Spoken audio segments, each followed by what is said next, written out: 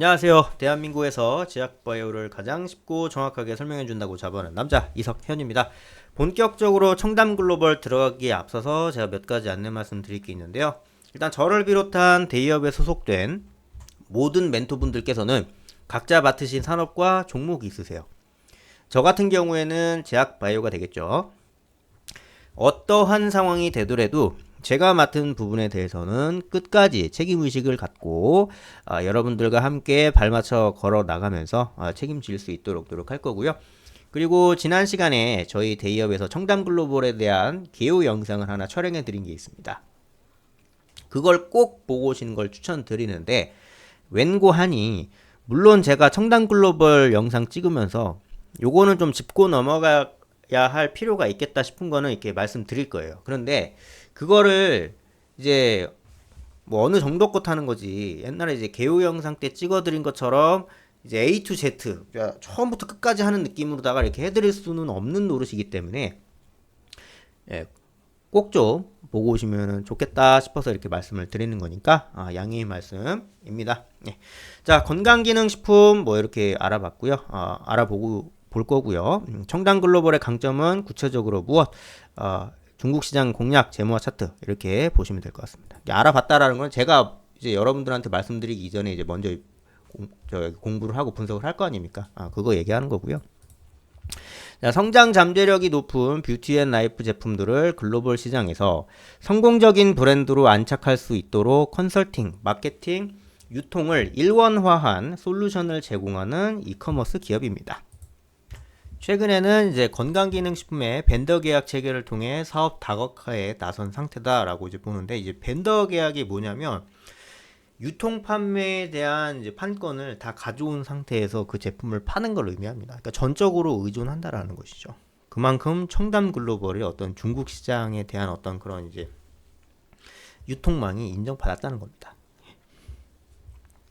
자회사로는 바이오 비주, 프로비티 축구 클럽, 뭐 바이슈코 같은 것들이 있고요. 주요 매출이 나는 해외 브랜드는 랑콤, 키엘, 조말론, 에스티 로더 같은 것들이 있고요. 국내 브랜드로는 원진, 키노닉스, 바닐라코, 더후 등이 있습니다. 그렇게 정리를 하면 될 것 같고요. 자, 뷰티앤라이프 유통 구조를 살펴보면 화장품이 거의 이제 76%를 차지하고는 있긴 한데, 이제 뭐 추가적으로 뭐 건강기능식품 이런 쪽으로 잡혀서 이게 사실 훨씬 더 화장품 쪽으로 이제 가는 게 훨씬 더 이제 맞지 않을까 싶은 생각도 좀 없잖아 들긴 하는데, 일단은 이제 바이오 맡았으니까 제가 이제 하도록 할게요. 화장품을 보면은 이렇게 뭐 이렇게 해서 뭐 월 매출이 이런 식으로 지금 나오고 있고, 성유리 론칭 브랜드, 뭐 마스크, 뭐 이제 이런 이제 여러 가지 화장품들이 나오고 있고, 그리고 중국 쪽의 판매망 뭐죠, 이렇게 굉장히 좀 다양하게 진출이 되어 있는 상태인데, 물론 이제 방법만 알면 청담 글로벌이 했던 이런 어떤 이제 구축했던 어떤 서비스망을 따라 할 수 없다라고 볼 수는 없을 것 같아요. 이 친구들도 결국은 뭐 인플루언서, 이제 뭐 인스타그램, 틱톡에서 이부장한 여성분들이 나와가지고 이제 본인들 화장품 이렇게 해갖고 오늘 오한운 뭐 이런 식으로 해가지고 뭐 이제 할 거 아니에요. 그러면 이제 그러한 셀럽들을 담고 싶어하는 여성분들이나 아니면 뭐 이제 뭐 다른 이제 이성분들도 이거 괜찮겠다 하면서 이제 그런 식으로 매출이 나는 거지 않습니까? 그런 식으로 이제 들어가는 거고요. 그리고 요거는 이제 필러예요. 자회사인 이제 바이오 비주에서 이런 식으로 필러를 판매하고 있거든요. 그래서 이제 훨씬 더 이렇게 필러 시술이라든지 이런 부분에 대해서도 굉장히 긍정적으로 볼 수 있는 여지가 좀 이제 존재한다 정도로 이제 보면은 될 것 같고, 그리고 이거는 이제 중국 건강기능식품 시장 전망입니다. 성장률이 거의 두 자릿수 성장을 하고 있어요. 좀 떨어졌을 때가 이제 코로나 때인데 이때도 역성장을 안 했다. 8%대 성장을 했다. 이거는 좀 대단한 시사점을 가지고 있다라고 보면 되고, 시장 규모는 더 이제 위로 이렇게 올라가고 있는, 굉장히 긍정적으로 볼 수밖에 없는 그런 상황들이 나오고 있고, 그 다음에 이제 재무제표 같은 걸 보게 되면은 매출액 부분이 정말 극단적으로 성장하고 있는 모습이 보이죠. 이런 모습은 매우 긍정적으로 볼 수 있는 부분들이라고 저는 생각이 되고, 부채 비율 살짝 좀 이렇게 높아졌긴 했는데, 이거는 이제 뭐 마케팅 비용이라든지 이런 거에 대해서 좀 이제 단기간에, 그러니까 이제 흑자가 나고 있잖아요. 그러니까 뭐 특별히 이 친구가 뭐 자본 잠식이라든가 이런 게 일어나서 뭐 돈 땡겨가지고 뭐 이렇게 한 부분은 아니란 말이죠.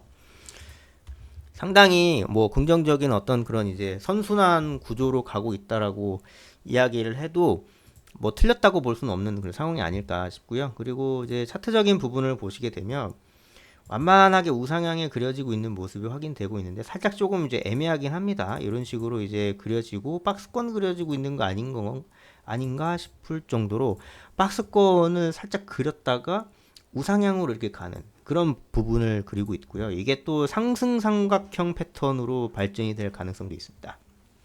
되게 여러 가지 모양새가 지금 이제 혼재되어 있는 그런 상황인데, 신뢰도를 높이려면은 일단은 이 청담글로벌이라고 하는 친구가 중견기업, 대기업이면 일수록 기술적 분석 간의 어떤 그런 상관도가 높아져요.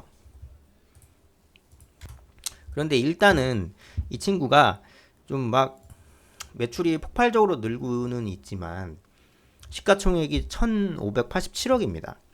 그러니까 이제 조그만한 회사죠.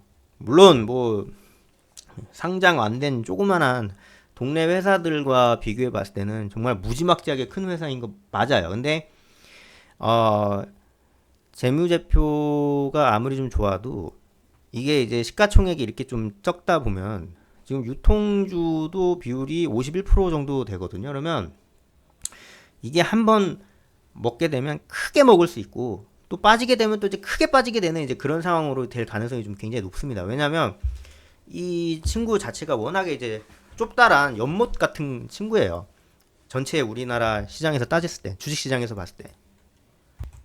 그래서 필연적으로 그런 부분을 염두에 둘 수밖에 없는 상황이고, 뭐 별달래 이렇게 뭐 판단해 볼 수 있는 부분이라든지 이런 것들도 굉장히 좀 제한될 수는 있는데, 이러한 이제 속사정을 염두에 두고 보더라도 나름 재무제표뿐만이 아니라 차트적인 부분도 나름 이렇게 좀 긍정적으로 볼 수 있는 그런 부분이 지금 만들어지고는 있다. 이제 이렇게 볼 수 있을 것 같아요. 이렇게 갔다가 하방 경직성 하락 패턴, 좀 이제 하방 압력 받으면서 밑으로 내려갔다가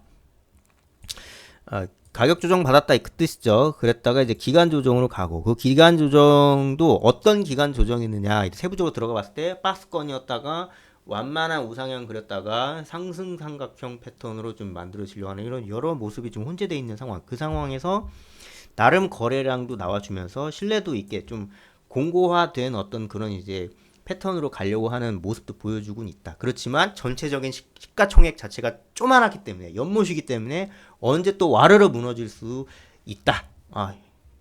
이렇게 정리하고 싶습니다.